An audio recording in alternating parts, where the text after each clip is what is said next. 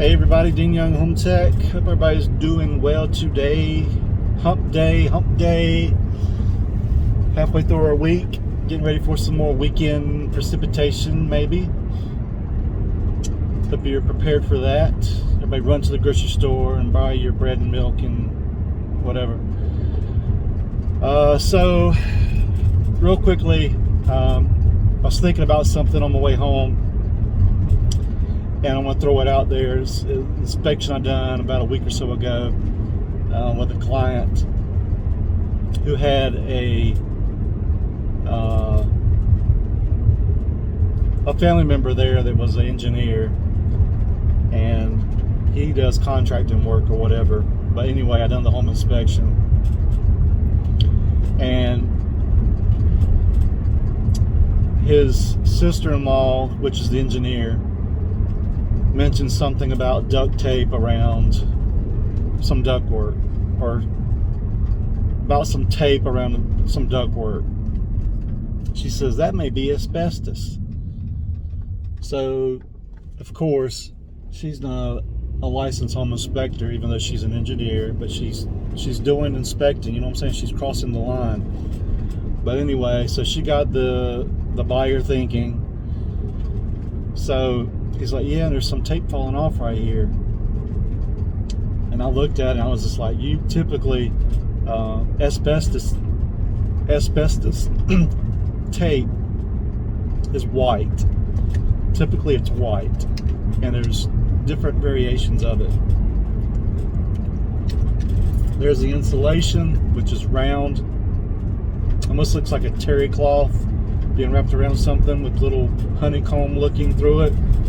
And then you have like the white, almost looks like fiberglass tape, which is asbestos tape. But we never say it's asbestos tape, we say asbestos-like material. But anyway, so we've got that. And then there was another area upstairs in the bathroom where nobody noticed, but there was a crack in the tile. This house was built in 1930 something, 50 something, I don't know, between 30 and 50. It was older, but they had tile in the bathroom like they did back in the old school days. They had tile, and there was a perimeter crack on the perimeter wall. There was a crack, horizontal crack, went straight across into the corner and then around to the interior wall, right behind the toilet. So it's beside the toilet and then behind the toilet. And then there was some mosaic tile on the floor, the old school mosaic tile. There was a crack there on the floor. So just done my, you type it up and you move on type deal. So I made a note of that the way the crack was, it looked like there was some type of improper support or settlement the licensed general contractor should evaluate. Okay, so in that situation, typically what's going to happen is a general contractor should come in, go into the bathroom, look at the crack, look at the floor, and say, oh, there's a basement here, let me go look in the basement, and say, oh, there's some stuff going on here, yeah, this and this would correct it. Okay, so here's what I'm getting to. So I do my report, I send my report. I told my brother Corey, I was like, this guy's going to call me. He's going to complain about something. I could just tell everything that was going on in the house between the engineering sister-in-law and him, the way that they were just acting and talking about stuff to the house. It was kind of annoying in a way because I was trying to do my job and focus. Very hard to do. So I knew something was going to come. So the next day I'm at my inspection, and Vanessa texts me that the buyer from yesterday said something about I didn't put something in the report or whatever, and I told Corey, I was like, here Corey, here we go, and he was like, what? And I told him. So anyway, so I called the guy. His complaint was that I did not put a picture of the falling duct tape in the report, and that I did not mention that there may have been asbestos tape around the ducts. So they're trying to tell me how to do my job, and his sister-in-law stepped above her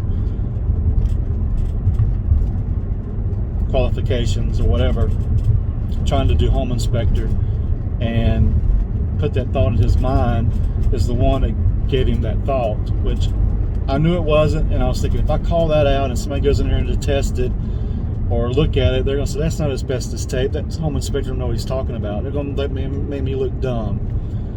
So I told him I didn't report it because I didn't see an issue with it. He was like, you didn't see an issue with it? It was falling off.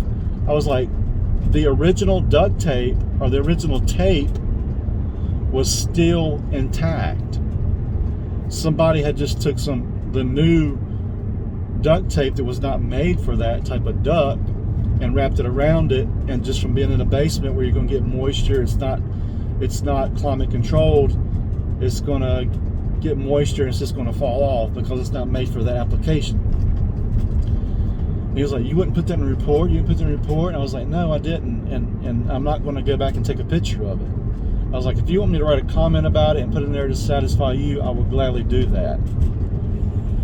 But there could have been an asbestos in it. I was like, okay, if you want me to put a statement about falling tape on the duct, I will do that. If you want me to put a statement about asbestos-like tape or material on the ducts needs further testing, I will do that. It was like, okay. And then he was like, well, what about the under the bathroom floor? You didn't say anything about under the bathroom floor. I was like, what do you mean I didn't say anything about under the bathroom floor? I was like, I made a note that there was perimeter cracks, there was cracks in the tile of the wall and the floor in the bathroom, and needs further evaluation by a general contractor. In sense, a general contractor should go underneath, if it's a crawl space or a basement, and look and see if there's a support issue. Well, you didn't take a picture of that. I was like, no, I didn't. I took a picture of the bathroom cracks. That's the cracks. You know, what's the issue? What's failed here? The cracks. There's cracks. That's what I took a picture of. So he was like, I don't understand. I don't understand. Da, da, da. I was like, oh my God. And then he was talking about the asbestos tape again. And I told him there's a statement that I put in there when older houses that if you want additional testing for asbestos, lead, whatever else, that it's an older home, that you should do that on your own. He was like, but that's just a generic statement. I was like, exactly, that's to cover myself, because I don't do that testing. Some of the testing I might, but I don't test asbestos, I don't test lead. Those things you need to have tested. So we kept going back and forth, and I was just getting aggravated. And I was like, listen, I don't know if you're trying to make me look bad or whatever. I mean, I don't know what your issue is with me. If you want a refund, I'll gladly give you a refund. I don't know what's going to make you happy, but you just seem like you're just nitpicking these couple things here for no reason when I've done my job.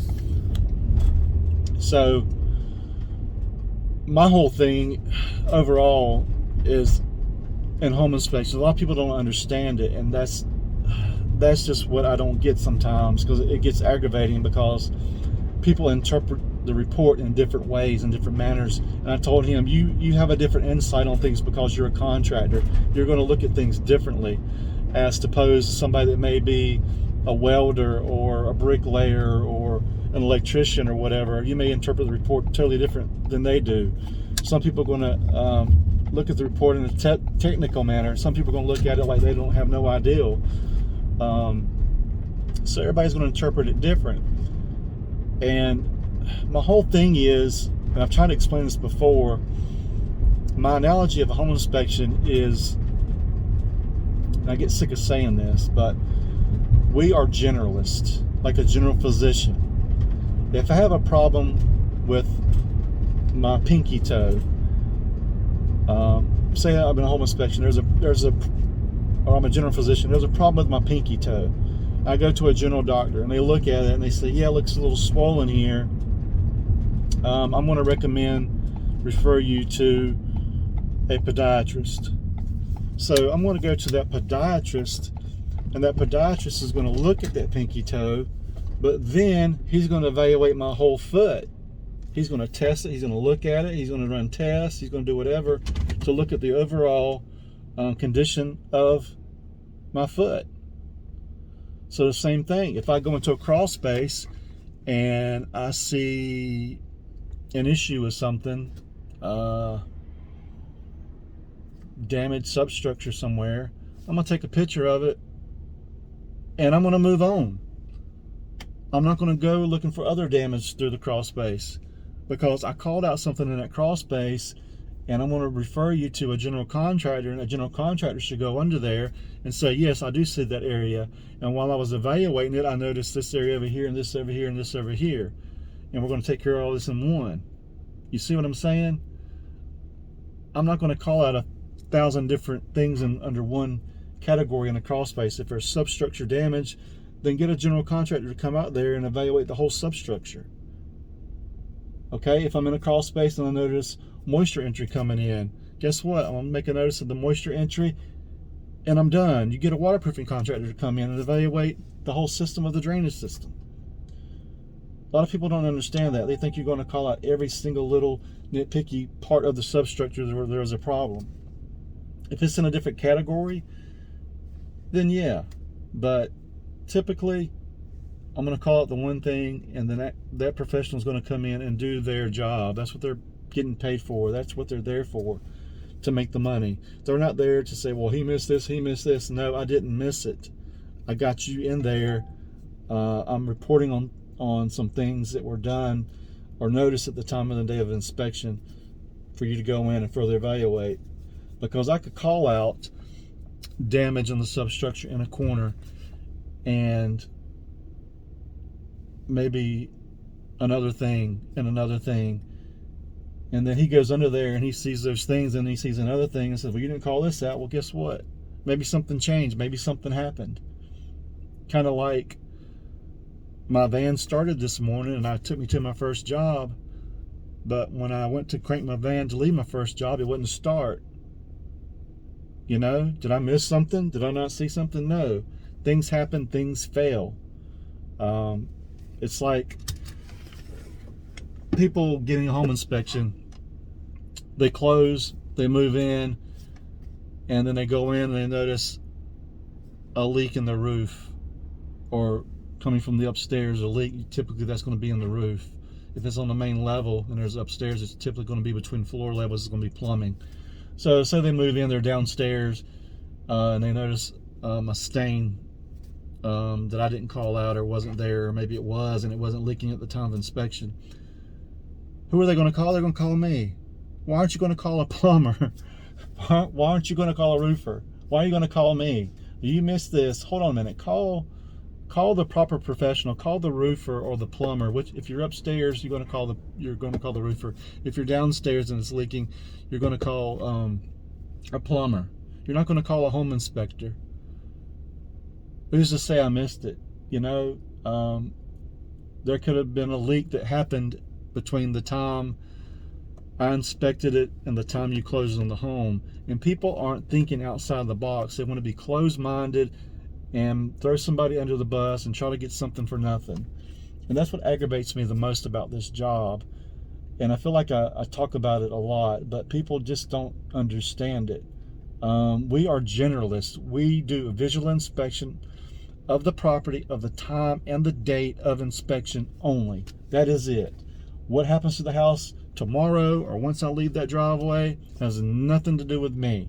So if the heat was functioning when I was there and it doesn't function when you move in, that's not my fault. I think my recorder cut off anyway. So if you move in and your heat's not working, something failed, something happened, something changed. You know, don't call the home inspector because your heat's not working or your air's not working once you move in. If it's functioning that day, I'm gonna show an air temperature, or I'm gonna show a heat temperature, or whatever. If something comes up with a light not coming on, don't call me. Change the bulb. Maybe the switch went bad. Who knows? Don't call me. Call an electrician. Don't blame it on the home inspector. It's not my fault. Things change on a daily basis or within a second. Like I'm saying, your car may start one morning and you get to work and you come to go home and it don't start. Who are you going to blame? Who are you going to blame? There's nobody. Things just happen. Things fail. And a lot of people don't understand that. That's just what aggravates me so much about home inspections. People keep their mind closed. They don't have an open mind to things that could happen, that things could just happen.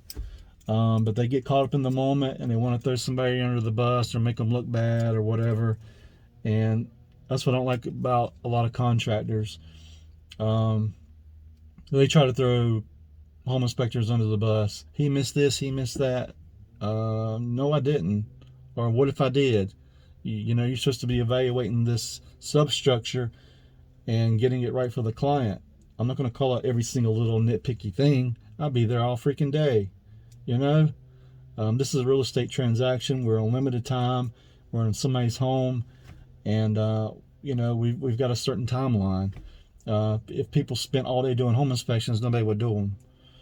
So anyway, that's my little spiel of rant today. Hopefully these videos help people get a better understanding of the life of a home inspector and what we deal with, and how some people just go above and beyond thinking what we should do, and then some people have no idea what we should be doing, but they think they do know. And there's some people that come in there and they want to call out stuff that's not an issue to me, which I don't have to report on, and they think that I should have, and then they get pissy about it and want to call you and complain over some fallen duct tape. There wasn't even an air leak through the air ducts. There wasn't even no air duct leaks. If there had been an air duct leak, yeah, I would have said, you know, there's an air duct leak. If it would have been taped and I saw it falling off and there was air blowing out, I just put something about the wrong type of tape and this and this and this, but it wasn't a big concern. There was no air leaks. It had the original tape. Somebody just for some reason taped over it, maybe to make it look pretty, I don't know, but they used the wrong type of tape. No big deal. It wasn't like for fire hazard or nothing like that. There wasn't any air loss. And as far as the substructure underneath the bathroom floor, I called out the cracks on the bathroom walls and then the flooring for a general contractor to evaluate. So initially what they're going to have to do is go under to the basement and look at the flooring and say, yeah, this is this, or this is this, it's not supported properly, or this is missing, or whatever. I'm not there as a general contractor. I'm not there as a structural engineer. I'm there as a generalist to let you know the condition of the home at the time and the date of inspection only. That is it. When I walk out that door, something could change. The hot water heater could fail. The air conditioner could shut down. Anything could happen.